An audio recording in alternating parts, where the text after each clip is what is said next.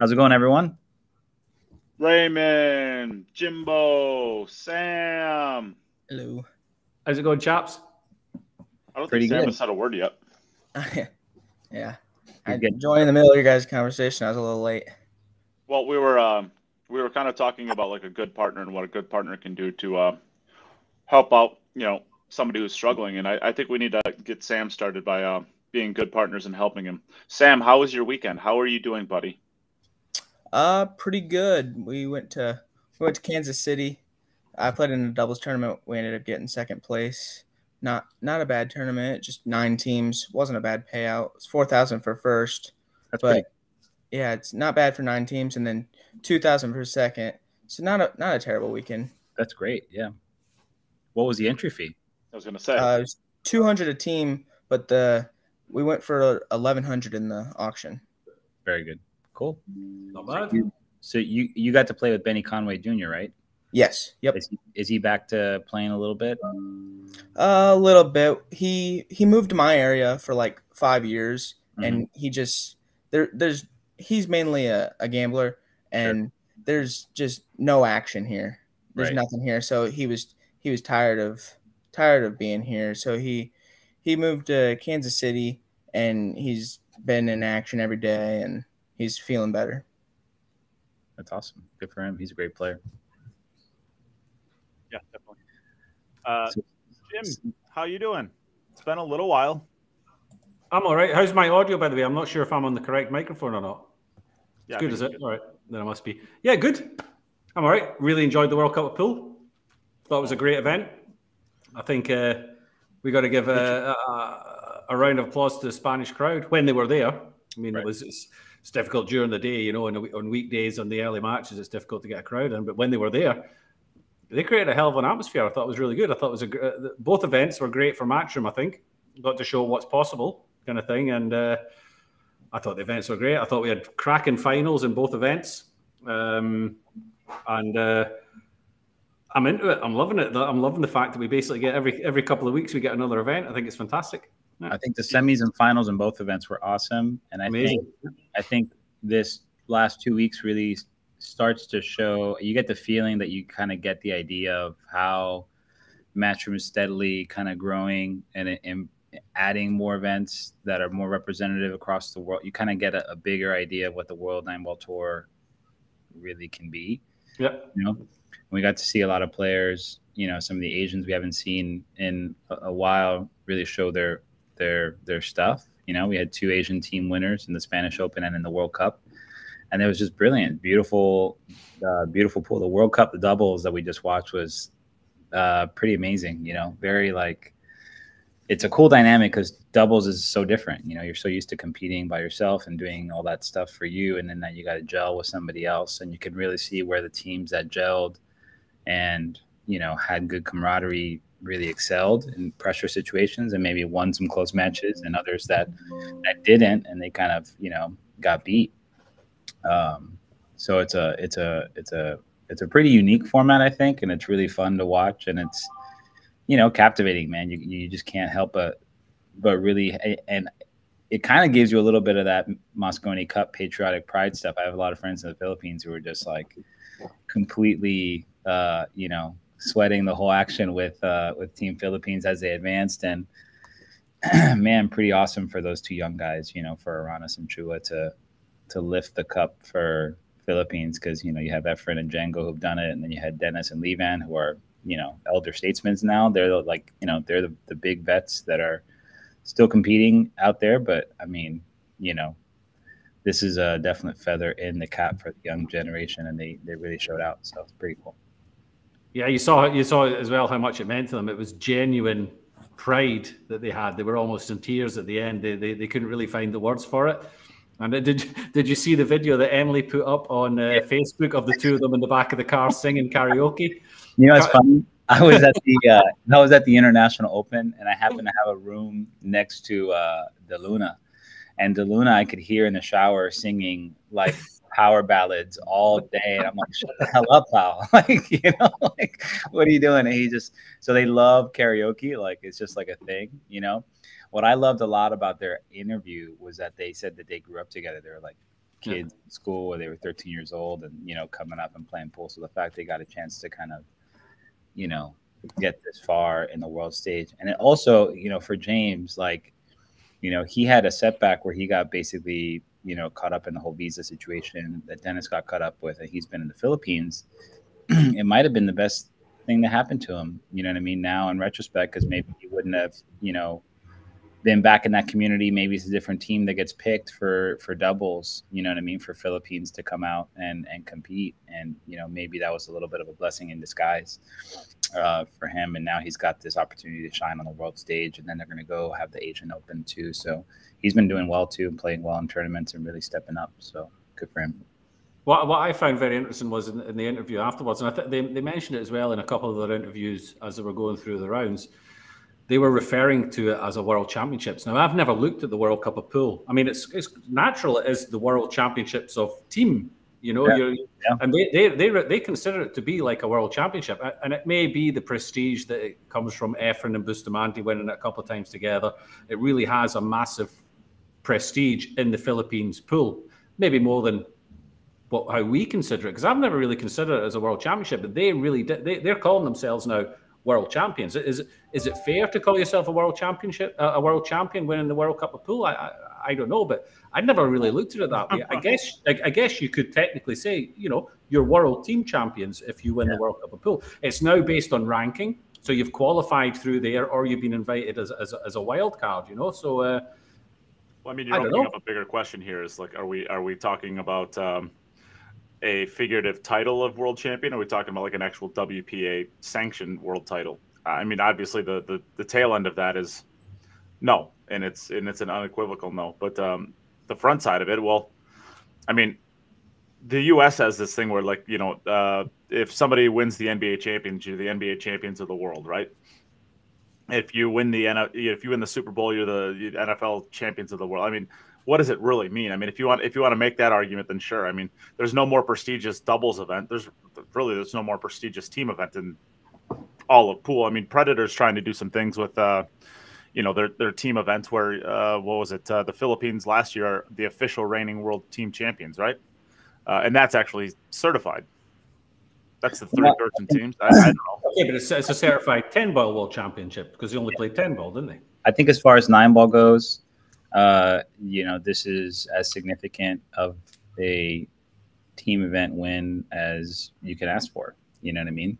So, you know, the Mosconi Cup is its own thing, and that's a different kind of like animal.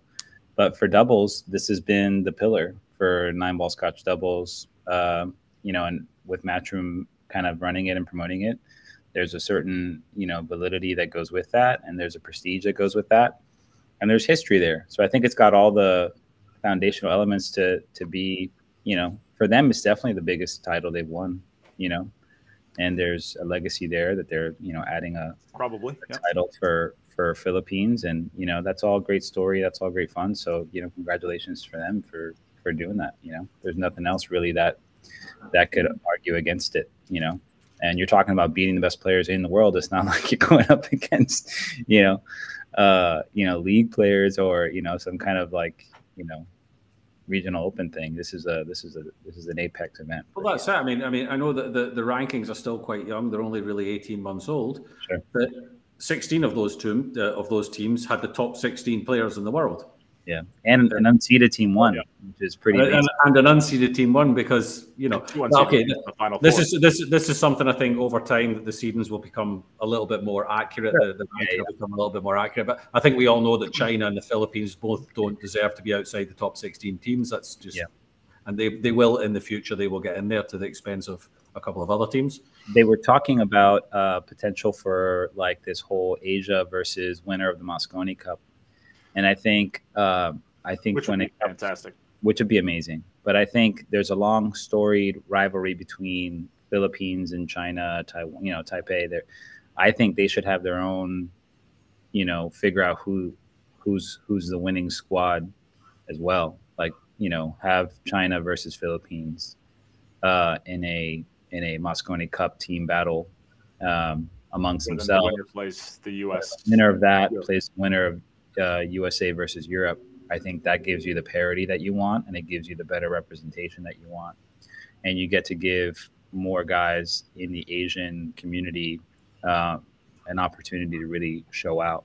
Because Philippines could the only idea I haven't liked about potentially doing just a Asia like Reyes Cup where it's just like the 5 Asian players is that there's going to be some communication issues, right? When you have Chinese Taipei and maybe 1 or 2 Filipinos or vice versa, it's not as representative of a full team capacity, and so that might be really tough and put that team at a disadvantage. But if you do China versus or Taipei, Taiwan kind of like conglomerate, you or combine, Vietnam.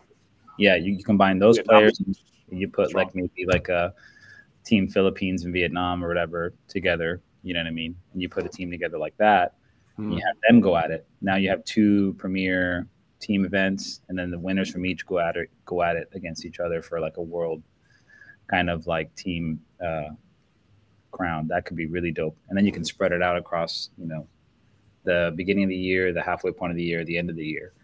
And it starts looking pretty cool for that kind of stuff. And Timmy Bly's brought up a question here. It's something that I want to ask you guys. Well, I guess we'll find out in due course. But does this mean the World Cup of Pool goes to the Philippines next year, and that they have then 2 teams in the World Cup of Pool? Because they would have to piggyback it up. The rumor is, it seems to be quite a strong rumor that the winner hosts it the next year and gets 2 teams. So are we going to the Philippines? Is it going to be 2 Philippine teams in there playing the final, possibly? That'd be strong. That'd be strong. But the crowds that would be attracted there, amazing. They're going to need a Moscone Cup arena around there. They can't do it with just a couple of bleachers on the side. They're going to have to put a full arena up there for the crowd that are going to gather. And probably a barn too, because there's going to be chickens flying everywhere. There's going to be cats chasing around the chickens. Yeah, there'll be standing this much water around the table. There'll be flies all over the place. There'll be somebody picking flies off the table. Wild. But that would be pretty nuts. That would be awesome. That would be probably the biggest, probably the best atmosphere you could get at a pool tournament. If Matchroom were to go over to the Philippines and put the World Cup of Pool there, and it was in Manila, right? I mean, it was in Manila for a while. Yeah, it has been. Yeah. Manny Pacquiao would lay out the red carpet for them for sure. And they'd be treated like gods over there. It'd be crazy. Absolutely. No, it would be wild. If that's the case. And 2 Filipino teams, I mean, take your pick, Well, you got to think those 2 guys get to defend, and then you're talking like Biado and I don't know, Anton Raga's based over there. Does he get in based on his Biado and Dennis? Dennis. Yeah. I would love to see Django and Efren. I mean, if you're gonna, I was going to say, did they throw out a real big one and just say, let's bring back Django and Efren for Team B, something like that? You know what I mean? I mean, if you're gonna have fun with it, if you're talking about trying to sell it and bring in viewers and the public, you're not going to get more than Efren. I mean, I mean, could you have better teams? Of course. I mean, it'd be silly to think that you couldn't. But I mean, as far as Bustamante is still dabbing, by the way. He's still playing. Oh, dude, he's still playing great. Yeah, I saw him playing a long set against Appleton not so long ago. What was it? Efren made the final 3 of the Pang this past year at Derby. So I mean, he's still got a gear. Was it the one pocket? I think it was the one pocket. How awesome! How awesome with that? Oh yeah, because it was T-Rex and Hennessy. What is it? Hennessy and then Efren, right? Yeah. I mean, he can still get there. I think that this event has like more potential than, I mean, even the Moscone Cup. I think that this has more potential than any other event. In the future, I would love to see like, how amazing would it be if they no longer did any rankings? You could just go to any partner that you want in the entire world, in the entire country, whatever your country is, and say, all right, Sam and I are going to play in an event. We're going to try to qualify as the U.S.'s representative. Obviously, Shane is going to take Sky or, some combination of that, but maybe Sky and Billy play together, and then you play some tournament at some point in time in the season, and whoever wins that Scotch doubles tournament is the representative for your country. How much fun would that be, Jim? You'd be able to get involved. You can grab your buddy from the local pub and go down and compete against Niels and Mark or whoever. I think that'd be a lot of fun. Then would you get the best combination? Probably, but you wouldn't have to. But I think that would be kind of the fun part of like the qualifying process. How much fun would that be? I think at the end, I think yes, they could do something like that, but I think you still have to have the top ranked players already in there. What you could do is they could even extend it to, instead of being 32 teams, extend it to 64 teams, and you have your top seeds, or even have your top 16 teams being seeded teams, yeah, and then you have qualification for the other 16. So then you can try and qualify for your country as their B team or even as their A team if they already don't have one, and try and that'd qualify. Be a lot of fun. I think. That would be quite cool. That would give people a way in to the tournament. But I think you still have to guarantee the spots for the top guys, because you still need the viewerships. Still need, and these guys have earned their right to be in that tournament. You can't just turn around and say, no, you've got to earn it again by playing in a qualification where you could go into a stinky little pool hall somewhere and get sharked by some guy, and now you're out of the World Cup of Pool. You can't really do that, I think Matchroom's got it right. I think with the idea of like having their calendar of events earn you points towards rankings, towards invitations, toward these kind of things. Like this really puts a bigger priority on that, for people. So when they have an opportunity to say, well, which tournament am I going to go to? Are they going to go to this event or that event? They see this as a possible venue. If they may start, really doing something out on the stage, they're going to get invites. Like right now, like on the US, you have a guy like Shane Wolford. He's putting in the hours and putting in the getting some good results. And it's going to prove dividends for him now, let's say this year, right? As he's going to be one of the favorites to make the team for USA. But down the line, there's going to be opportunities for him to open up to get opportunities for, invites to events and that kind of stuff, because his rankings is going to continue to go up as it relates to American stuff. And I know that they had posted something about wanting to add bigger events here in the US.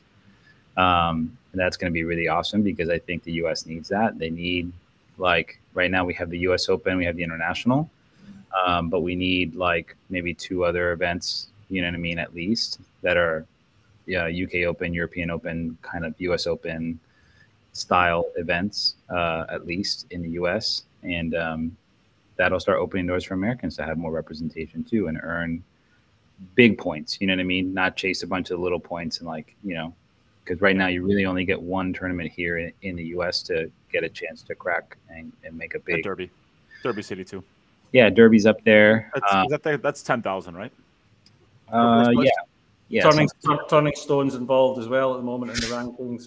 But that's what he's talking about is like bigger events. Like if you win Turning Stone, $100,000 per, something like that. Like you need like 3 or 4 of those, I think, in the US to really have it be a legitimate, Well, at the end of the day, this is all very, very young. So it's going to be it's going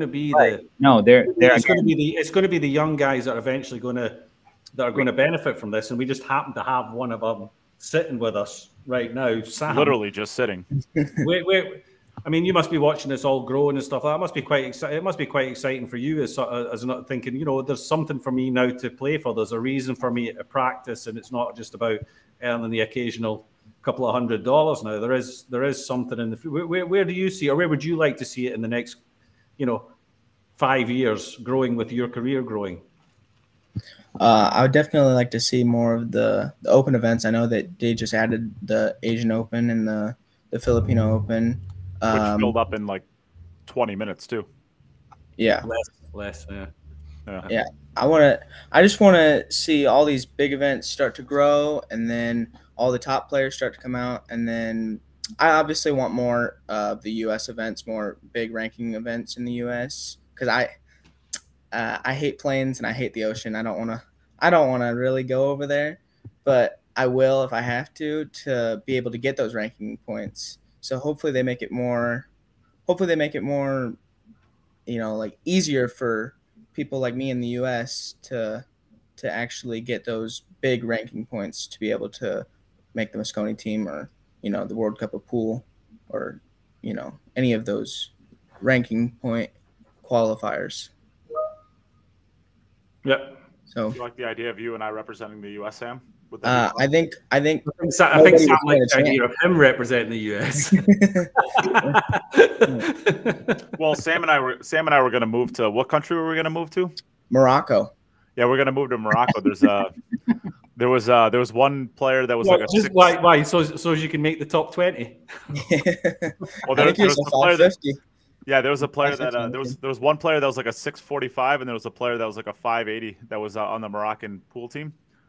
So Sam and I were going to move to Morocco, and we were going to represent Morocco at the World Cup of Pool. That was our plan. It was genius until we never did it. Yeah, genius indeed. Well, how about that final in the World Cup? You know, Chua and Aranas. Chua, I think, really.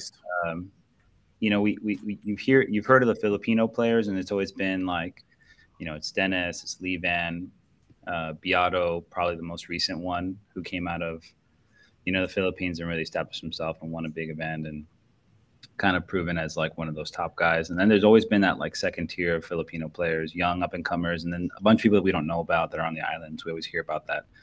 Chua is one of those guys that it's been kind of working on his game and trying to develop. And I mean, man, this tournament he played jam up. You know, he played really amazing pool. To me, I love situations where somebody takes a shot where you look, oh, there's a couple options here that are like a little touchy. You gotta be feeling good to play them. Then he plays like just something that's a little bit more aggressive, but in a way, it just shows he's comfortable. Like he played this 4-rail, you know, up table pattern instead of playing like a slow rolling, a one ball in and a key pressure shot.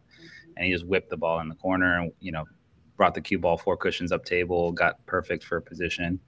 And he was just doing that kind of stuff. Like, you know, the whole last couple rounds, it just felt like he was just completely thriving in that environment.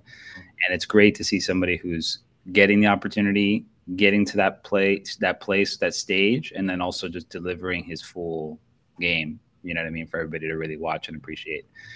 And, you know, pretty special stuff, you know. Really there was one shot, and it was the second last shot. It was actually his last shot of the entire tournament that kind of summed up his game for me. The way he played that 8 ball to get position on the 9 in the last rack. I mean, you're on the rail. You know, it's not the 7 in the side, or where he No, he played the 8 ball at the bottom corner, and he went around 2 rails to get plumb on the 9. Now, a shot like that, you can you know, you're on the rail, and you're thinking, right. how do I split this? How do I split the difficulty of the pot and the difficulty position? But he's basically turned around and said, I'm taking all the difficulty on this, and I'm going to leave my partner as good as I can. And he's rammed that 8 ball in and come round 2 rails. It looks simple, but that's a tough shot in those circumstances. And he's taking all the responsibility on that one shot and just left Aranas with a tap-in to win the match, you know. And if you go back to the quarterfinal, they're 8-2 up on the Cole brothers, and all of a sudden they're 8-8. They've been given the chair treatment for the last half hour. Yeah. He walks up to a horrible 2 ball down the rail, and he's just thought, right, that's it. And he's rammed this 2 ball down the rail. It would have gone in a 2.5, 3-inch pocket. Yeah. And he's come plumb on the 3, and they've run out. It's just like, the guy, he made a new fan out of me. I was just so impressed with how he played. You can't help but love it, you know. It's amazing. He didn't shy away from anything. There was no fear. He had a cut on a 5 ball in the final that looked like he had to play safe, but he decided, no, well, I can make it. I can go around 4 rails. And he come plumb on the 6, just floated past the 8 ball. And it's like, all of a sudden, it's a tap-in rack. It's like, this guy is just sick. One of those scenarios, he screamed out something in Tagalog, and a friend of mine, Ren Devere, he posted the translation. He says, we have the heart of warriors. You know, or we have the blood of warriors. Yeah. You know, I mean, it's pretty awesome that he's like, you know. But they both pulled it out, you know, and the way he played the game, I think, made it easier for Aranas to play. You know, Aranas was just thinking, he was sitting there thinking, my partner's just crazy. This is just insane.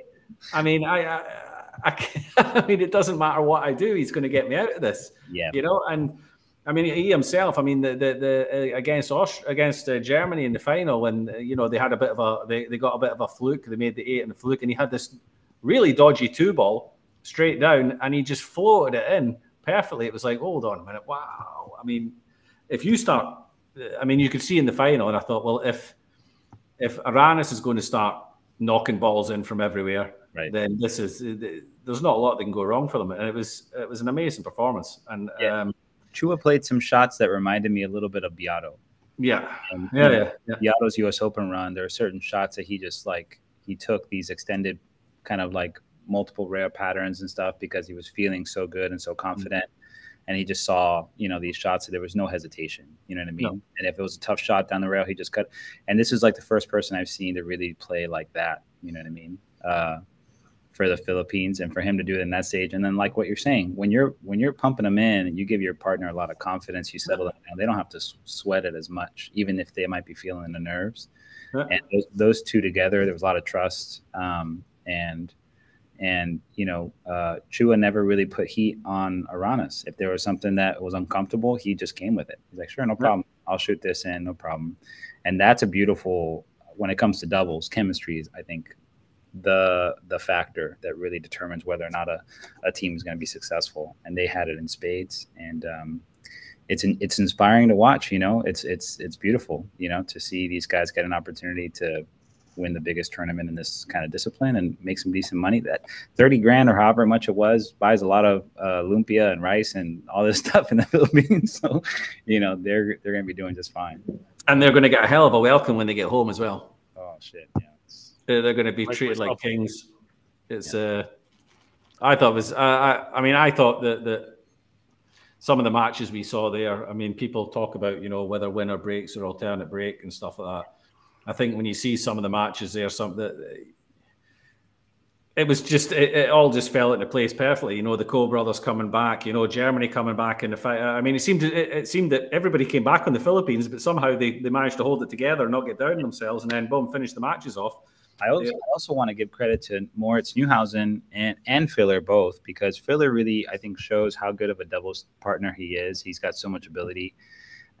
He can just come with certain things, and it takes a lot of heat off as a partner. But it was nice to see them, communicating in German. I don't speak German, but it was good to see them kind of really work together. And Moritz came with some really tough shots for being 19. He really showed he's a class player, a great disposition. They had an emotional support unicorn. What more could you want?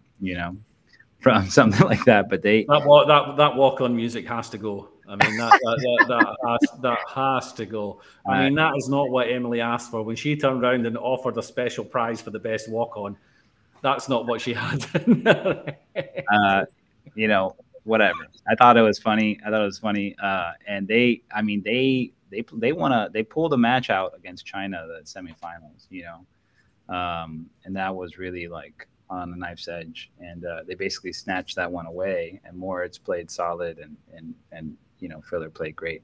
I thought they complemented each other well. Probably see them play again for Team Germany. I would imagine so. Yeah. I think Filler plays really well with some of the young guys, and I think he's finally got a young player who is humble and has no ego and is not worried about some of the stressors that maybe some of the more established German players would, that, lets him and them kind of gel and kind of go for it.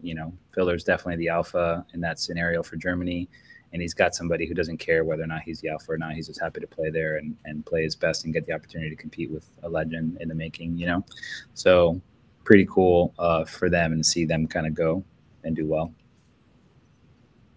Yeah. Well, I thought it was interesting. So this event historically has always had we'll say a high upset rate. Looking at the final 8 players, you could make a very, very, very serious argument that all of the 8 teams that are remaining are the 8 best teams. You're never going to question China, Germany, Poland, Austria, Philippines, and the Chinese Taipei. As Spain A is missing because they just got a bad draw in the first round with the Philippines. Well, of the teams that could come out, you're not going to argue that Philippines is right there, right? I think yeah. I think the Philippines is a better team than Spain on paper, personally. It's close. When we did the podcast last week, I basically picked based on who I thought would win, and I had the semifinals as Spain against. I had 3 of them. I had China, I had Germany, I had the Cole brothers, and I had Spain. Cole brothers and Austria. So 3 out of the 4 got there. It was pretty much, they were the seeded teams. The seeded teams got there. Austria and Germany as the seeded teams. The Philippines and China are the 2 ones that should have been seeded. So they were you know, it kind of came out as you would expect based on if you stuck the Fargo up there, that would be what you would get, you know, pretty much. Well, I mean, the only two teams I would say that would, or maybe let's say three teams that would be potentially questionable would be Japan. But it's not like Japan is a bad team. You know, you just on paper you would think that the U.S. has a slight advantage. Japan played really good that set, though. You know, yeah. And then Great Britain. I mean, I personally think Vietnam was a better team than them, but yeah, at this, I mean, of the Great Britain had a pretty soft draw in this. I mean, as far as where you could have had, I mean, it's pretty chalky, I would say, of who was alive left in the quarterfinals. Well, so whatever you want to say. Great Britain were seeded 5, so you know they're seeded 5th because of Jason, of course, granted, but they're seeded 5th, so you know they should be getting to, you know, they should be at least winning one match, and the Vietnam match was a coin flip as far as I'm concerned, and they got through it. You know, they could have lost it, just, you know. Philippines could have been out like 2 or 3 times. As great as they played and as great as Chua played, they survived some hill matches. Yeah, they could have gone early, and nobody would have blinked an eye. They would have said, if they'd gone to the Co Brothers, everyone was saying, you know, well, you know, that's the Co Brothers and that's what they do. And blah, blah, if they would have went to Spain, it would have been for me at that moment in time, the Co Brothers were favourite against them. For me. I mean, how can you argue against the Co Brothers against anybody if you're talking about ability? The way Coping Chung's been playing recently, we know what Coping Yi does, and you talk about the chemistry that 2 players can have together. I mean, that's as strong a team as you could probably put together. You know, so for me, they'd be favourites against almost everybody. But okay, Philippines won, and they went on and they won the tournament. You know. Yeah, those early rounds, races to 7, anything can happen, you know, and it's about surviving those first couple of rounds, and then you get into the real nitty-gritty of the tournament. That match against the Co Brothers was when you realize, okay, Philippines are a threat to the tournament, you know, legitimately. No. So, yeah. No, pretty awesome. Yeah, I thought it was a great event. I really, really, really enjoyed it. I watched every minute of it. What was your takeaway? What was your biggest takeaway from? What? You cut up there. Oh, what was your biggest takeaway from the World Cup, you think? I was a bit surprised by the Philippines winning it, to be honest. I thought for sure Spain A was going to knock them out in the first round. I watched that match, and after that match I was like, wow, you know, Philippines got a really good shot at this. I thought I was really liked watching Spain B play. They played really solid their first match. It was very fun to watch that match. I was hoping the U.S. was going to do a little bit better than they did. I thought for sure they would take down Japan, and then they'd have decent chances against China, but they went down. I didn't really get to watch that match. I know that they didn't have their best performance, but other than that, it was a really great event. I thought great matches, really interesting. And then I'm happy for the Philippines that they ended up taking it down. So definitely a great event. I think the U.S. has the worst fans in the entire world, though. Yeah, they definitely did not support.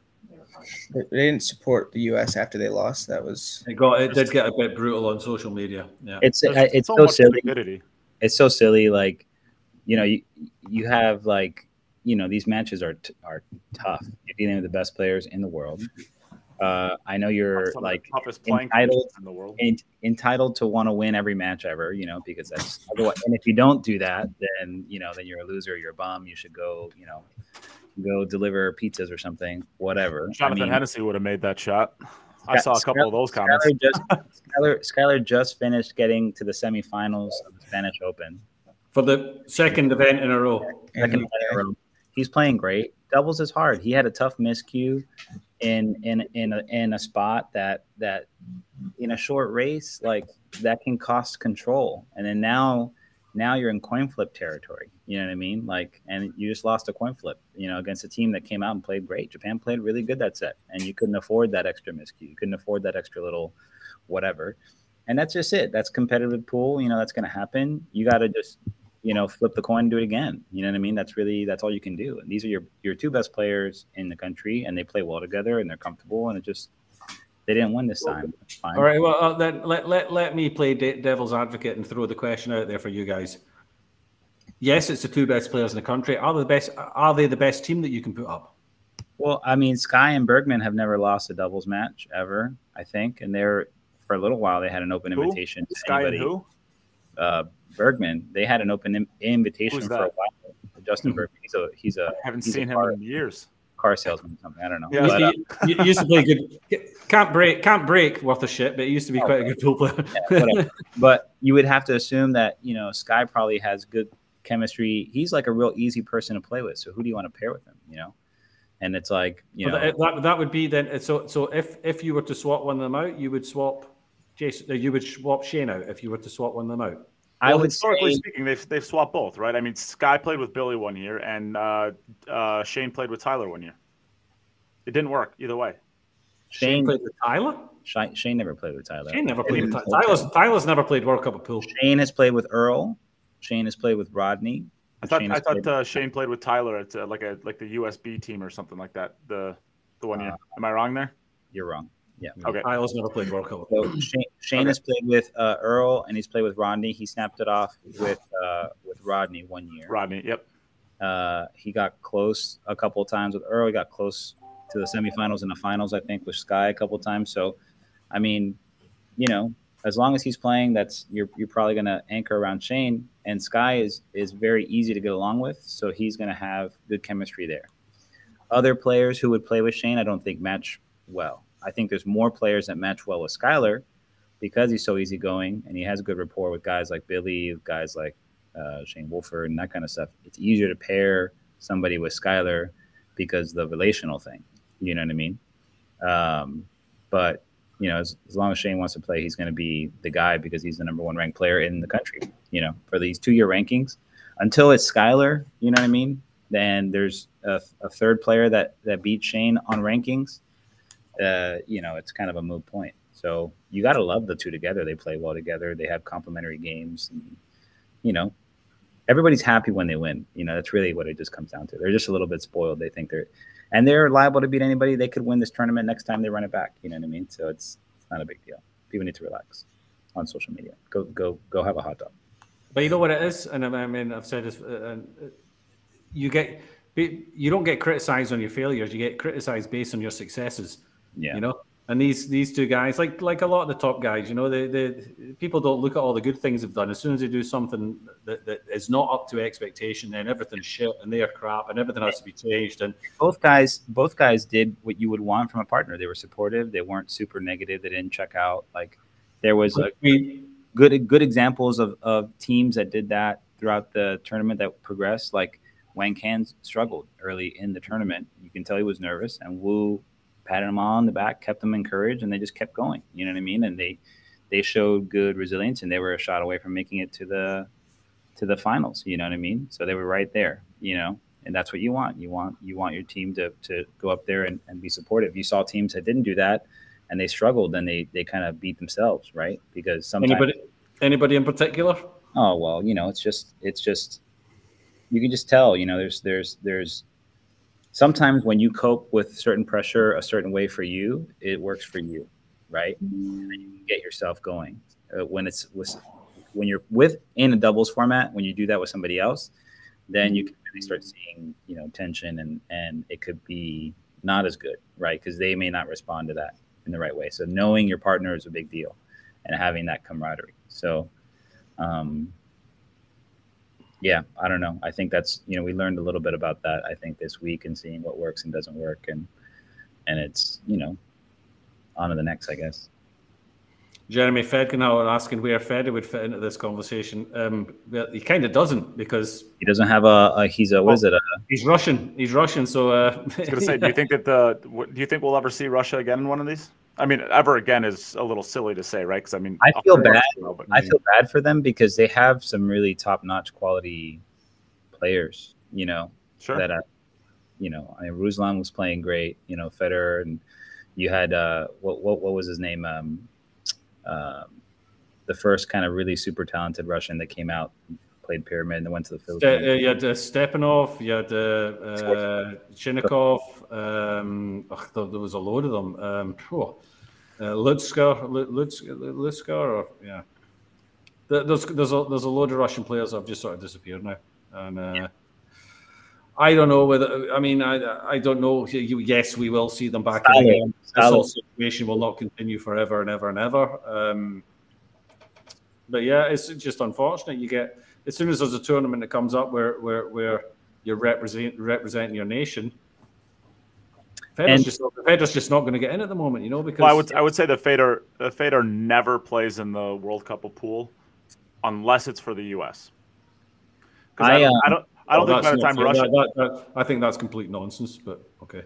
Why? I don't think that Russia is going to be back into the World Cup of pool anytime in the next 10 years. And by the time 10 years is up, he'll probably be a U.S. citizen. Why not? What do you think? Why 10 years? What happens within 10 years that makes you think that Russia does not get a flag in one of the World Cup of pool tournaments? Well, I don't see a situation where they would ever get the nod with. I mean, if the Russia and Ukrainian war is still going on, there's no way that they're going to be celebrated on a national stage. Yes, if the war, so you're saying the war will still be going on 10 years from now? Well, I'm saying that even once the war is done, there's going to be a fallout period where they're still not going to want to highlight anything from Russia. That could be 5 years, it could be 1 year, it could be 10 years. I don't know. No, but I would hazard to guess to say that one of the first walls that will be broken down is sport. Yeah, sure, absolutely. I think you know, we see things like this happen with like Aranas, where he was barred from the international, at least from playing in the U.S. and he went back to the Philippines. And Federer posted something about, you know, not even seeing his family for 16 months or 18 months or something like that. And he's really kind of like in a headspace where it's like, you know, he wants to get back and competing, but there's all these other emotional stressors and things like as simple as not being able to see your folks, you know, that we take for granted, and we just expect these guys to be robots and play perfect, you know. And I think players being more open about those struggles makes it normal for people to kind of, you know, yeah, I'm going through this, it's really affecting me, and I'm just glad to take a break a little bit and go spend time with my family. Like, I'm happy to see that he's doing that and getting an opportunity to do that. That's awesome, and I hope it, you know, refills him, you know what I mean, gets him to a place where he feels comfortable and stable and just continues to do what we know that he can do. You know, it was a shame during the Spanish Open that there was, I guess, issues in that same venue with the air conditioning or whatever. I thought of the last 2 weeks, that's probably like the biggest oversight or whatever. Who knows what the logistical things were? They just mentioned it was super hot. That's unfortunate. You know what I mean? I think it's poor representation for, let's say, like the Spanish guys that are competing, bringing people to their country. You know, it doesn't look good on them, and they obviously don't want their country associated with, oh, it's super hot and sweaty, you know, whatever. Like, we don't have air conditioning or whatever. So that's kind of unfortunate that happened. But he posted a story saying that it was like 85 degrees inside the arena, and you just see he had like a cool towel around his head, just trying to stay, you know, cool between matches. It's already hard enough to play world-class pool when there's air conditioning. You already feel the heat, you know what I mean? But to actually have 85, 90 degree temperatures in there, so brutal. You know, and that's also challenging. And if there's any chink in the armor, crack in the mental fortress, you know what I mean? That's where you start kind of getting worn down. But, you know, I think they rebounded well. There's no talk about it at all for the World Cup. So I guess they had all that situated by the time that the World Cup happened.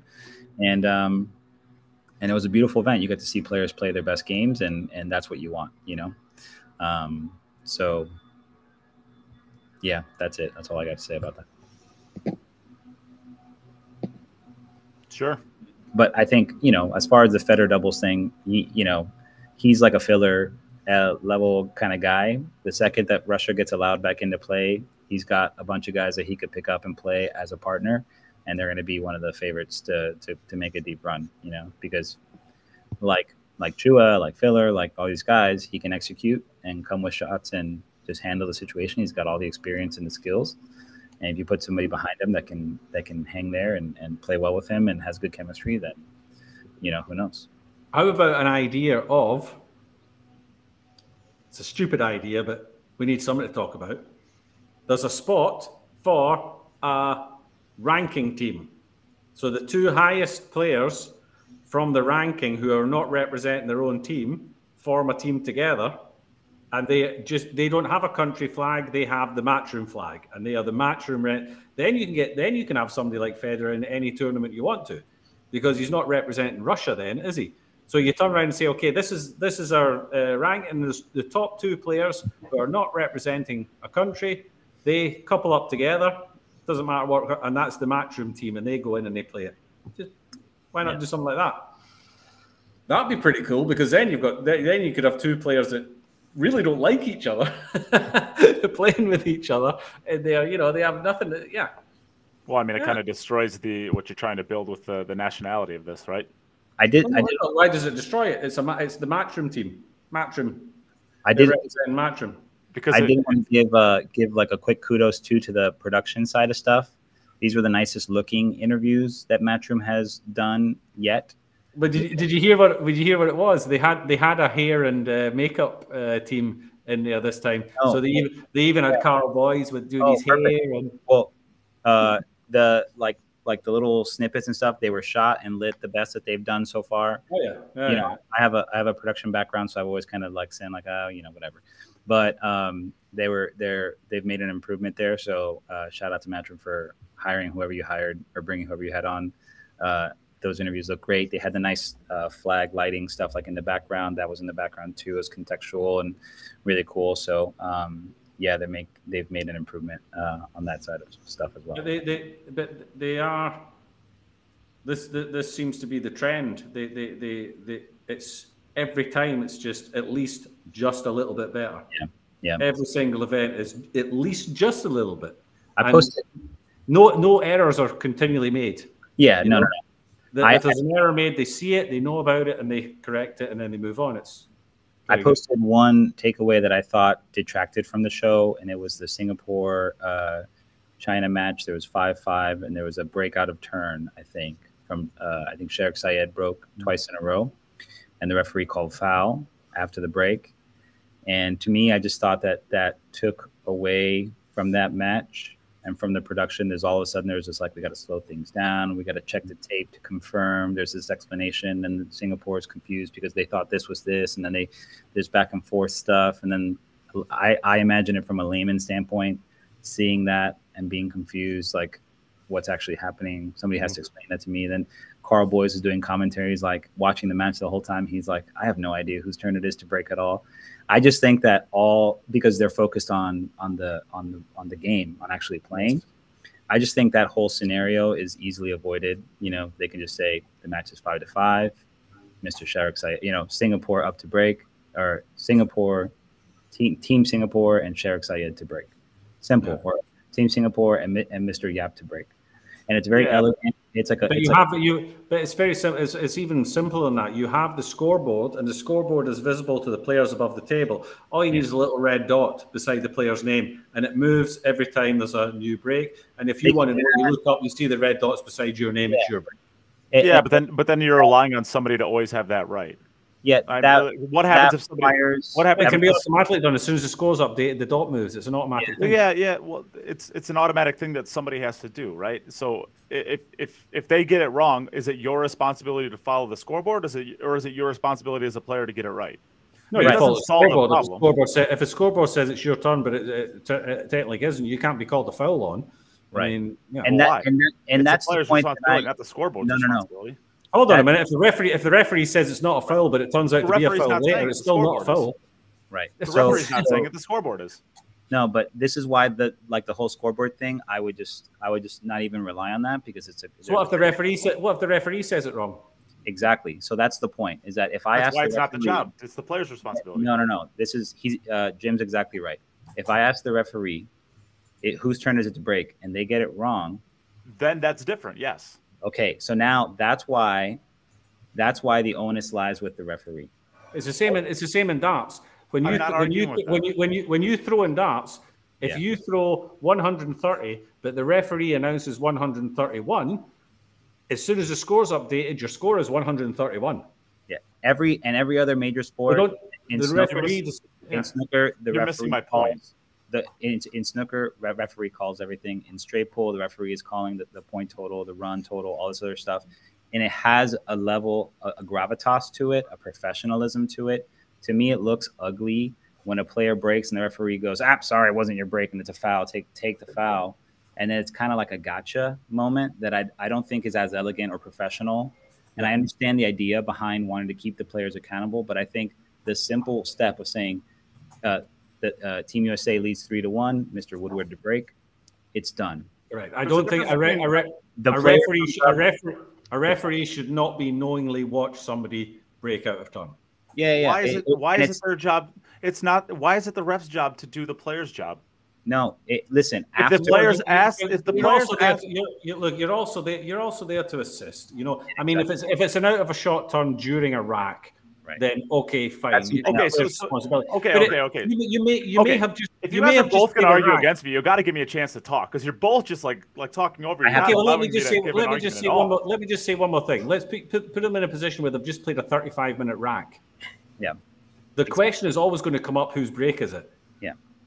Always. I'm not saying the ref can't answer the question. I'm saying my point is the safeguard is I don't get to tell you what my point is, because you guys keep cutting me off before I can say anything. And then you're arguing against something I'm not even talking about. From that point on, every team double checked with the ref and made the ref's job harder. And then there's a back and forth just to confirm. And now there's an extra layer of friction that doesn't need to be there. Whereas if the ref just says, Mr. Sherrick to break, Mr. Woodward to break, Mr. Wu to break, all that is avoided. You already have a group of people that are tracking this information anyways, and it's a non-issue forever. A non-issue forever. It never happens again, and you just get to watch people play world-class pool. Okay. And that's so then I got to step out real quick. Okay, so then the ref should have stopped Joey before he got down and shot the wrong ball out of turn, because the ref shouldn't allow people to foul on stream. That's no. That's where do you draw the line? That's during a rack. Oh my God! It doesn't matter. It's all during the match, right? There's no way that a ref should be stopping you from being incompetent to your responsibilities as a player.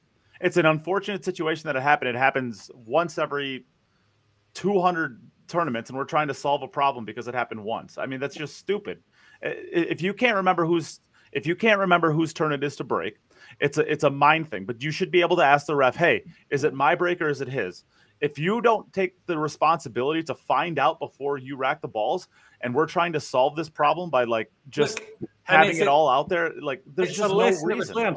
It was a lesson that was learned. Almost every single break after that moment in the whole tournament, people were saying, "Is it me? Is it him?" It was, and that's fine. Asking. That should be that, and that should, that should be perfectly okay. But it only happened after that situation had happened. So why are you trying to solve this problem? I don't see the problem when Maxim take the responsibility and turn around saying, like Raymond said, and Mr. Bloody blah to break, Mr. Wu to break, Mr. whoever. I mean, and I don't see the problem. Issue with it or a little red dot. I mean, it's a nothing thing. I mean, player responsibility. I mean, a lot of stuff is player responsibility. Let's let them play pool. Well, and the people who are really good at it are the people who are successful, and they don't make dumb errors.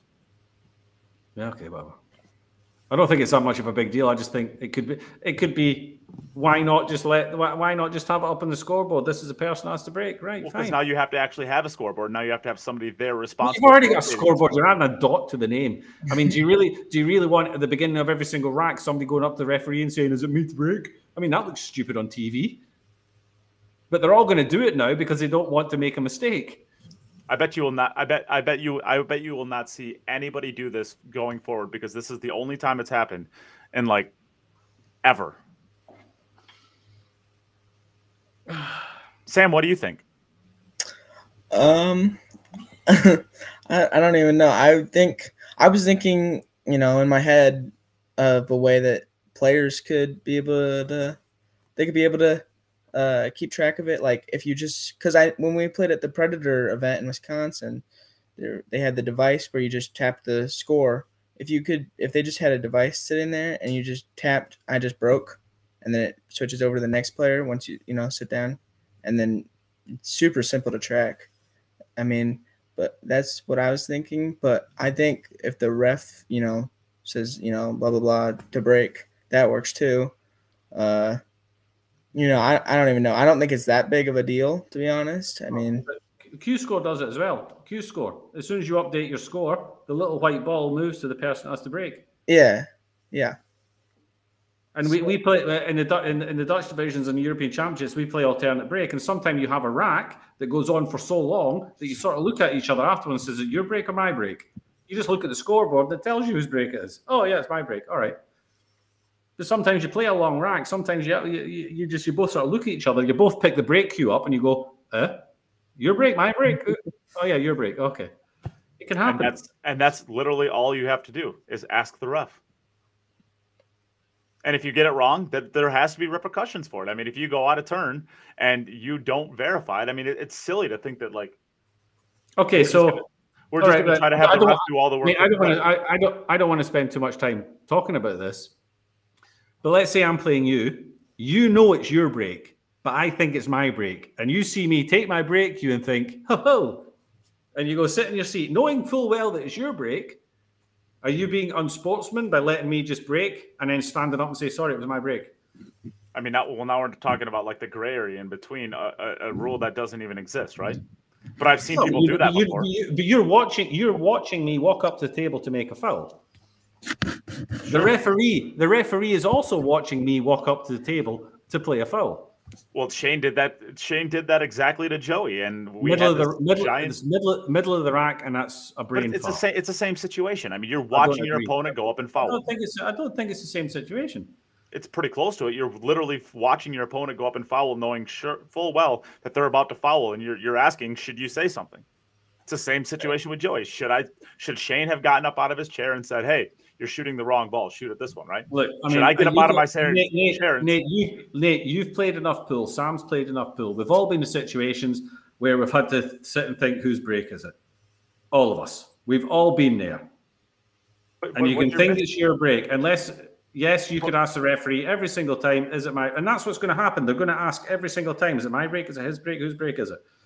They're not going to take the risk. But what you're missing is the solution is right there. Just ask the ref. It's always going to be right there. But the solution is also just right there. Have it on the scoreboard. I mean, fuck's sake. Okay, well, that's fine. I'm not arguing against that. I just think that you have to now have somebody that operates that. And you're basically just trying to take all of the player responsibility. Then the referee doesn't have to track it either. What if the referee turns around and says, oh, shit, I wish you hadn't asked me that. I'm going to have to go and check on the scoreboard. That's their job. Anyways, we can go on. Chris is laughing at me, which I think he's laughing at you. So I mean, I guess what else did you guys want to talk about for the World Cup of Pool? Did you have any big surprises? Any team you thought would do better? Talking to me or talking to Sam? Well, Sam, what do you think? Did you have any big surprises from it? I thought the U.S. was definitely going to go way farther than they did. I did not think they were going to lose to Japan, to be honest. I thought the Philippines beating Spain A was a big surprise at first, and then obviously once I saw how the Philippines could actually play together, then it definitely didn't seem like a surprise at all. Great Britain definitely played better than they did last year, for sure, but I know it didn't, go well in the end, but I don't think there was too – what? Well, go ahead. Go ahead. I don't think there was too many surprises, to be honest. I think the team that was supposed to win usually did win. Yeah, so. I think actually in that sense it was pretty chalky. I don't think there was any. I don't think there was a single upset that you would look at and be like, yeah, I cannot believe that happened. That's a surprise. Yeah. There's a couple of matches that could go either way. That maybe it's 60-40 one way. Probably U.S. and Japan maybe is like that. Maybe 60-40 that the U.S. should win, at least on paper. But nobody's going to be like, oh my goodness, how did Japan win that? That's a huge surprise, right? Jim, do you agree with that, or did you have any on there that you thought?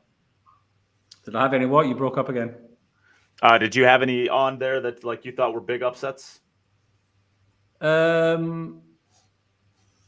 thought maybe some score lines were either closer or more one-sided than what I expected, but the teams that generally came through the tournament towards the latter stages. I was with Sam. I thought, I knew that Spain A against Philippines was going to be a really tough match for Spain A. It was one of the tougher draws they could have got. I thought out of the unseeded teams, it was Philippines and China that you wanted to avoid. Not a surprise that Philippines beat them. But No, real surprises. No, not really. I thought the tournament kind of went the way I would agree. I would have expected USA to get past Japan. Other than that, there's nobody that really performed under what I would have expected. There was some interesting stuff. I was always going to be interested to see how the German pairing would pair up, and I thought they did fantastically well. And on the other hand, I was obviously personally interested to see how Jason and Elliot would pair up. I saw some good and some bad in there. There was some stuff that I wasn't particularly happy about but and some stuff I thought Elliot in certain situations handled himself very well. I think he did all the things that he was supposed to do. Didn't quite reach the level that I've seen him play. But he didn't play below what I would expect him to play out there.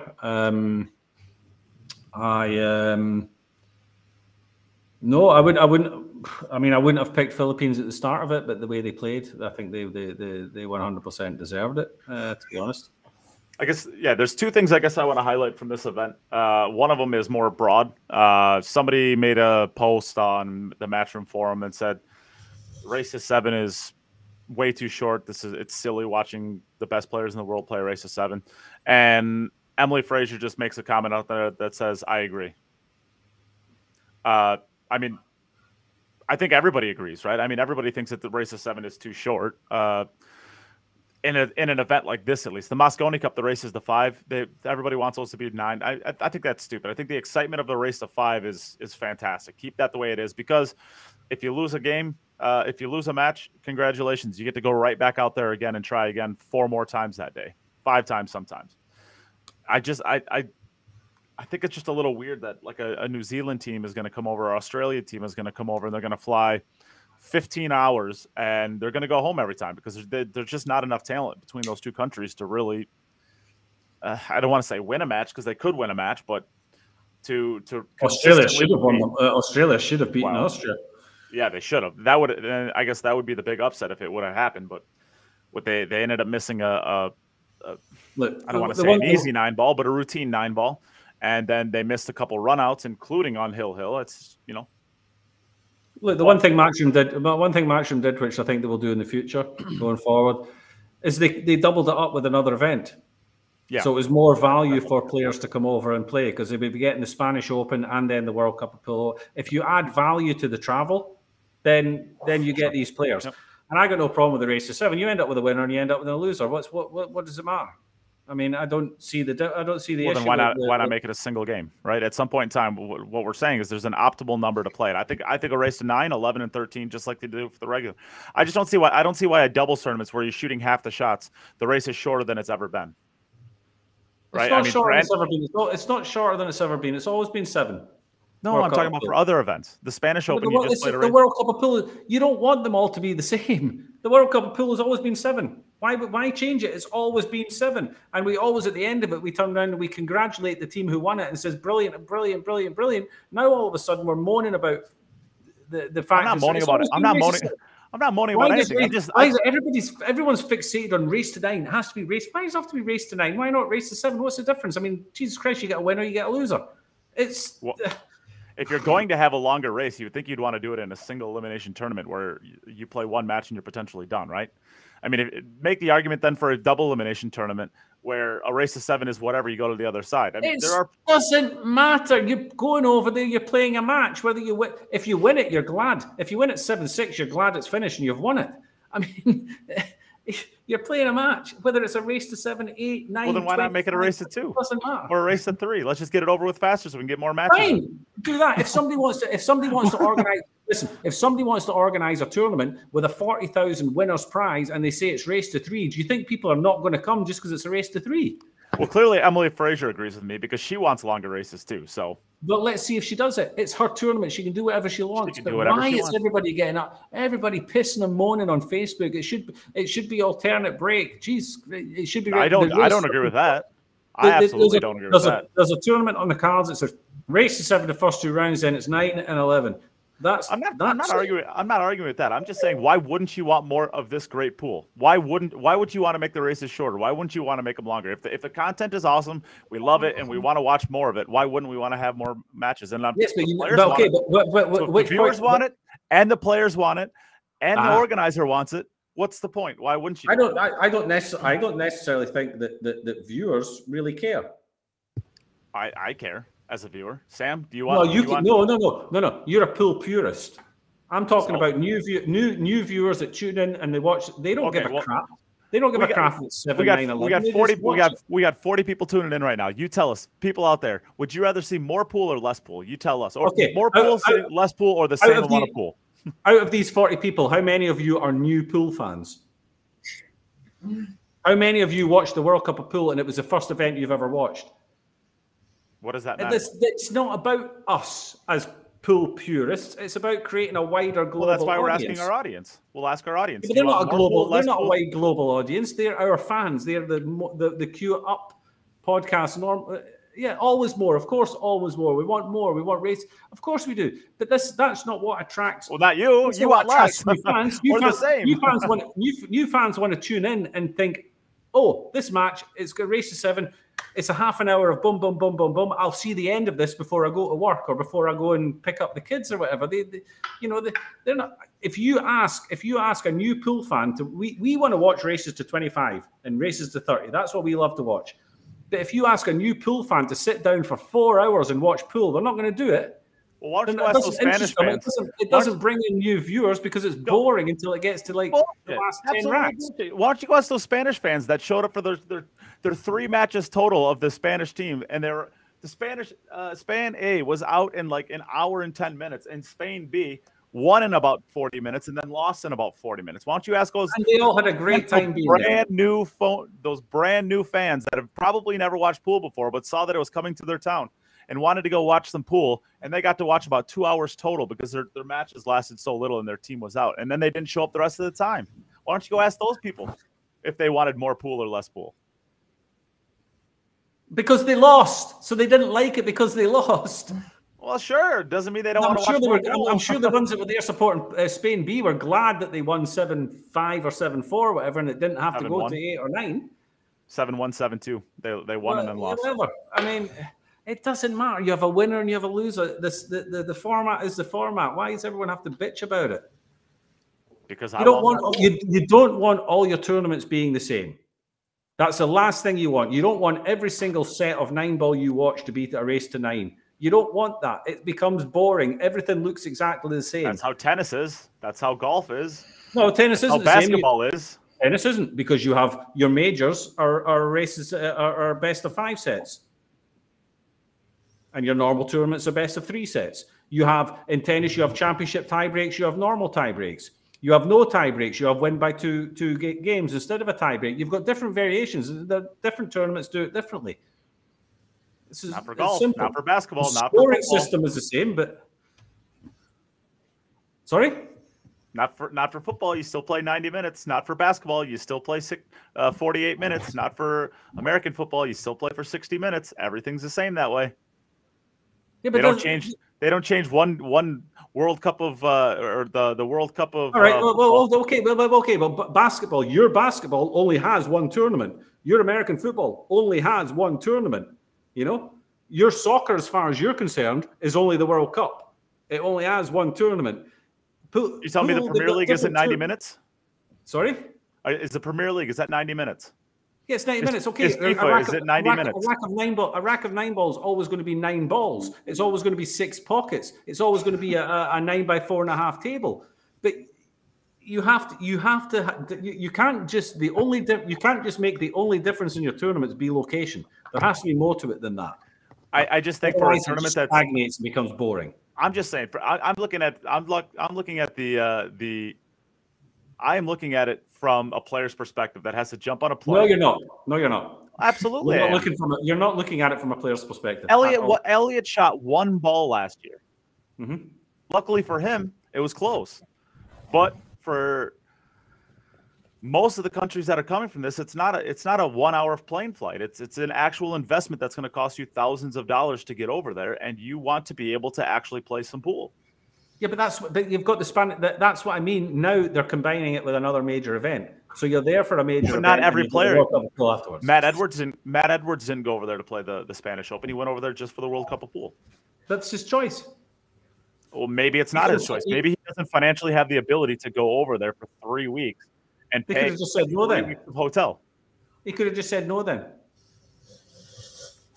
Well, how are you gonna get more opportunities for sponsorship if you don't end up putting yourself out there on the stage?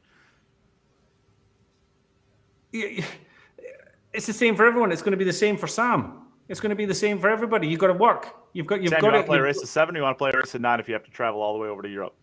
I think we should. What? If you've got to play Shane Van Bonen, would you rather play a race to 7 or a race to 9?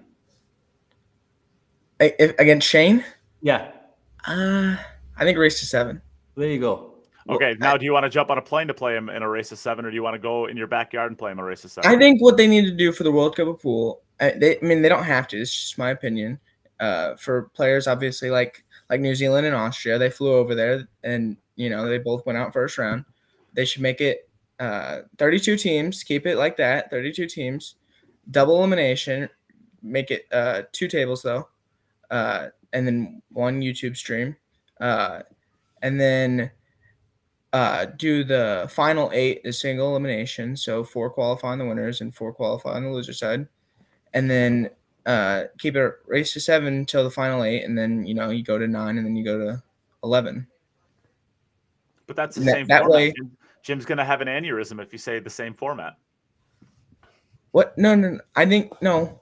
It's the same format as their single event, right? It's still a race to 7, but it's still going to take the same amount of time because. It's double elimination, but you're gonna have 2 tables. What I think they could do, if you're going to call it a World Cup, and I'm looking at World Cup in football, if you've got 32 teams there, split them into 8 groups of 4. Yeah.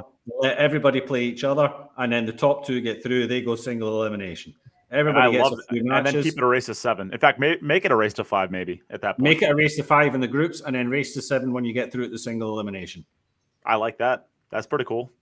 And then everybody can lose a match. Everyone can have a bad half hour, and you then have those quick races, those quick Mosconi Cup formats. They're all having a go at each other, and you can still lose a match, and you can still qualify from your group and get through the single elimination. Do something like that. I like that. See, I'm looking at the players. I'm full of good ideas. I just don't want them. I don't want them to fly 5 hours or 5,000 miles to lose 7-1 when they only got 3 opportunities at the table. That's why I was saying, a double elimination, it gives them 2 matches at least. I like the pool. I like the pool thing. I think that's a good idea. Because that's the way a lot of other sports do already now anyway. So I don't know. I like how did Albania do? They won their first and lost their second. I know, but I know they did that. I'm saying in their second match, what happened with Albania? I didn't actually see that match. No. I was actually I watched a good chunk. I mean, they played Poland. I mean, Poland played well. If I remember right, I think Eklund played okay. His partner did not. Yeah, I knew that. I don't remember what his partner's name was. Was it like Bizarre or something like that? Yeah, Bizarre. Yeah. Yeah, he was playing pretty good his first match. No. He did. He played a good super string. They've played together in the past. I mean, he's a very good player. I think he's a full-time cop, if I'm not mistaken, right? Like that's what his real job is. And but he doesn't play full-time. He plays like recreationally. I bet you get pretty short odds now on whether it's the Kachi brothers next year.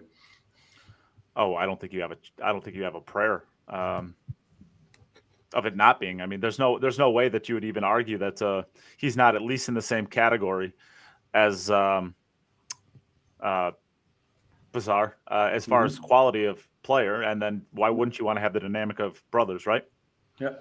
As far as like the marketing side of things, it makes sense. But there still are a bunch of countries that I just don't understand how they do their choices. I know the wild card. It seems like you can pick basically anybody because Finland, their number 1 player wasn't on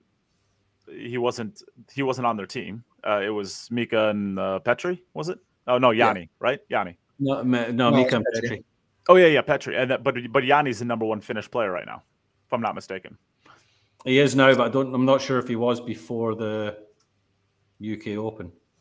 Before the UK Open. or before the Yeah, I Spanish. guess Open. yeah, I guess.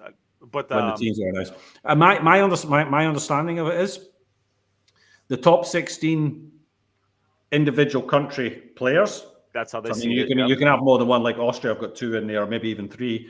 So the top 16 individual countries, there you see the teams. Now, so that's one player from each team. If the second player is also in the top 32 players, then that is your automatic partner. If the second player is not within the top 32, then it's a wild card. So the likes of Albin had to play with Mario. Yeah. He couldn't play with Max because Mario was Max also is in the top 32 as well, though. Exactly. So you know, Mario's higher. Max is probably the Max will be the highest seeded player that didn't play a World Cup pool, and it's because 2 Austrians were ranked above him. Whereas Team GB, Jason could pick who he wanted because the number 2 was not in the top 32 players. So he went for Elliot. If Melling had been number somewhat close. No, he's not in the top 32. If Melling had been number 32, I'm saying he is. I'm saying he has to be kind of close, I would think. I don't think so. Yeah. Don't think he's even anywhere near. Yeah. It was semifinals of the U.S. Open last year. I mean, that was a big payday. Who was semifinal of the U.S. Open? Chris Melling. No, he wasn't. Yeah, he was. No, he wasn't. No, he wasn't. Was it Final 4 last year was Carlo Beato. Chris Melling hasn't got close to a tournament since he won the Derby City Classic in 2019 or something like that. Well, he was a quarterfinalist then. Okay, quarterfinal. Okay, he was a quarterfinalist. Yeah. Are you telling me Melling was quarterfinalist at US Open? You've got that in front of you, do you? Yes, he was last year. I was thinking it was the semifinals, but yeah, he was a quarterfinals. Because I remember he swung by the booth. Okay. Yeah. So that gets him back then. The US Open was 60,000, 30,000, 50. It gets him 7,500. It doesn't make a big dent. Yeah. No. It doesn't make a big dent in the ranking. I just remember that would have been a pretty decent payday. But I was thinking it was the semifinals, which would have been like 10,000. So it would have been close-ish. I'm not saying he would have been top 32. I'm saying it's not like he's riding $500 or something. Yeah. But yeah. Anyways, continue. I think it's something like that. So that, you know, like Austria didn't have a choice. Their 2 players are picked from the ranking, whereas GB, Jason basically gets a free choice, so he can pick who he wants. So you think Kachi would actually have that by Kachi, what you're saying, because Kachi has to be. But I think Kachi had to announce his partner before the UK Open. But you would think he'd still pick his brother if he knows. No, because you still have to pick somebody from the ranking. And his brother had not taken part in any matchroom events, which makes him eligible to play. Yep. So he's not allowed to pick his brother because he's never taken part in a matchroom event. I'm sorry for dropping. But he has now. So grenade and leaving there. I don't know how. Jim and I argued a bunch more times since then. It's kind of what we do. Jim's my guy. Jim understands what decorum and professionalism is all about. So. What kind of professionalism? Decorum and professionalism. Exactly. Which apparently is giving seriously lacking in Nate's household. Yeah. That's fine. Well, I mean, I guess it's. Well, I think now that Raymond's back, we can probably stop, no? Exactly. Yeah. Well, I guess the only thing I was bringing up earlier with where all this started was before Jim started getting triggered because I said we shouldn't have a race to 7 anymore. Emily agrees, and it's good to see that even with events like this, they're still looking on improving them, as opposed to just letting them toast. Yeah, always. They always take feedback. I think the players have lobbied for stuff that keeps them, protects the players, right? And that was really one of my like foundational points of even bringing up the whole referee introducing thing, because it protects the players from a potential embarrassing moment that we're all prone to anyhow. And I think it's a low yield ask to do that, and it's housekeeping. But like with the break, the players were like, look, we don't want to play break from the rail, 1 on the spot. It's just it's just too easy to get beat at that level. And I agree, it's a tough format to try and win. And now I think they've got the break to where it's a non-issue, right? Every now and again, they throw in the wrinkle of the triangle rack to trigger people like me. And I'm like, what are you guys doing? You know what I mean? Just like, it's already hard enough to do this break. Now you're going to add the variety, the variability of a even a well-meaning ref is gonna, you're gonna slug somebody 2 or 3 times in a set, and that's you're almost, if you're using the hand rack, you're almost better off just putting a ball somewhere and just smashing it. Just smashing them, yeah, because I mean, you're not going to make the wing ball or the you're not going to make the wing ball or the one ball consistent. If you give me a hand rack on this break format, I'm putting the cue ball on the spot and I'm just ramming a 9, ramming a 10 ball break and trying to get the 9 moving. It doesn't benefit a player who's developed skill. Like you're penalizing the player for having developed the skill of working on that break, and you need to have those balls touching in order to make that even have a chance, of being somewhat controllable. And there's enough variability there where you can hit them perfect and scratch, or take a kiss, or you might not get shape, and all that's already built in. So I think the template is perfect. And even the template, every so often there's a little gap and you can see the balls go crack and you get one of those anyhow. So even with the template, it's the referee's trying to get there and get out of the way as fast as possible. You're still going to get the occasional odd bad rack anyhow, but I think to protect the player, you implement things like that template and you just standardize everything as much as possible. So I think to that effect, I think the introducing the players is the same thing. I think as far as 9 ball goes, this is about as good as you can make it as far as the break goes. I don't think you can do anything more with it. I think this is as good as it gets. I agree. This is it. You just let the players figure it out, and you have different approaches. You have Kachi who goes up there and murders the balls. You can hear him. But you are seeing more players hitting them harder and harder all the time. Yeah, because they're developing. No, it's more of like moderate to firm. Very few people come up and just throw a powder puff ball up there. You know what I mean? No. Because it doesn't benefit them. Because they're noticing that the players that have the success are the players that are using the power break. And sometimes you can only go up there and break 60 or 70% that day and be controlled, because that's just how it is. Sometimes you can go up there and hit them 85%, 90%. And so, I think objectively, when you have somebody like Kachi, it makes everybody else's 60 or 70% look way softer. When really, if there was 2 people breaking the same way, it would never come up. So you kind of got to fade that a little bit too, because you hear Kachi's break and then you hear somebody else's break, and it's a little bit, they might, the objectivity thing, I think, becomes a little funny at that point. When I'm watching it, I generally look at the cue ball now. And if it looks to me like the cue ball would have made a third side rail, then for me that's hard enough. That's safe for sure. The 2 cushions and back out to the middle, I think is fine. When you're just creeping to the second cushion, then you're like on the borderline of being soft, and you might want to warn them. But I think that's an easy way to just say. For me, if I'm a referee, that's what I'd be looking at. I wouldn't be looking at the 3 points. I'd be looking at is that cue ball going to catch the side rail again on a third attempt? If so, I'm good with it. Yeah, absolutely, 100%. That's clear for sure. Yeah. Assuming you don't hit the rack too thick. I mean, that's you might get it. Okay, but you see that as well. You see it as well, and you see that. Yeah, I know. Yeah, and just the mishits. I mean, one of the mishits on this break is hitting it too thick, and then you probably won't, just because you're transferring all that cue ball energy through the rack. Right. I think the mark of a good referee is somebody who just is invisible. I thought Nigel Reese and Makila were the best at that. They used discretion. They didn't pull.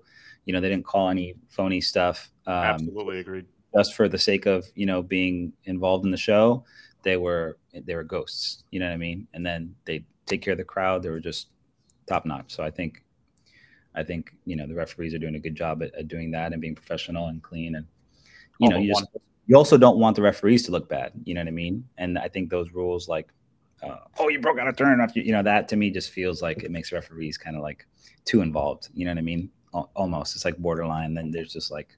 Then the fans back home, I hate that referee, blah, blah, blah. Whatever. It's a hard job. So they're doing a great job. Keep it up.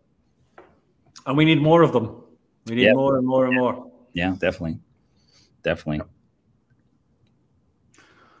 Fun. Well, I don't know. I got nothing else. Anybody else have anything else? No. I hope everybody. When's your next event, guys? Sam, when's your next event? I have a not so very big tournament coming up this weekend, and then my next one is in 2 weeks. I believe it's the 12th through the 16th. There's one in Des Moines, Iowa. The Big Dogs Midwest Expo. It's a matchroom ranking event. So I'll be playing in that one. Hopefully, You're going to be there as well, Raymond? Yeah, I have a small weekend tournament in Orlando for it's called the People's Tournament. Dominic Dunn is running it as part of Dunsky Dungeon. So he's doing a mixed Scotch doubles event. It's Fargo capped. I have a partner, the room manager out of Sanford, Jillian. We haven't hit a ball yet together, so we're probably going to snap it off.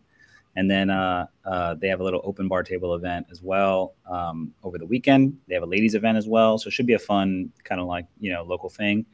And then I'm going to Big Dogs in Des Moines, Iowa the following week.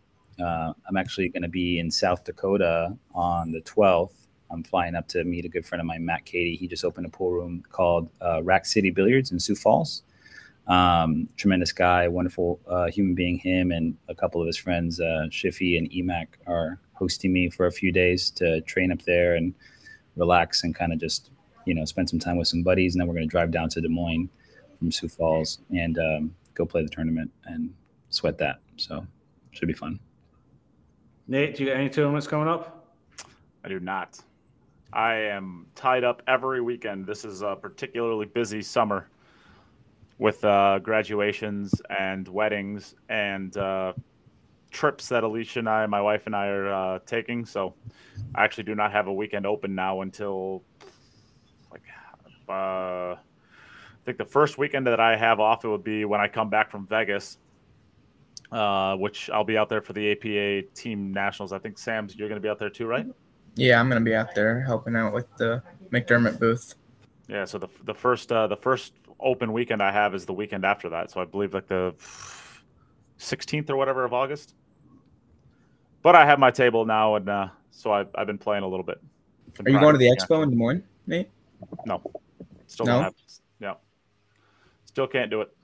So, yeah, I guess, Jim, do you have anything? Nope, that's me. That's it for me. I think we've covered everything. Sure. Well, we haven't covered everything yet because we still got to thank our sponsors that allow us to do all of this. So we'll start out with the patrons that allow us to continue doing this. The big supporters behind us. Double Dave Hughes, Dave Wiersma, Mo Bashir, Cody Wettig, Ed Ladawi, Matt Poland, Morgan Lupton. Thank you all so much for what you guys do. And then to Jacoby Custom Cues. I do want to just make an announcement that for anybody who is a part of the Jacoby family or follows Jacoby as a company, it was started by David Jacoby, and I don't want to go into the details of what's going on because I don't think it's fair to the family. But they did make a post publicly that said that David is actually on his way out from this life and on to the next.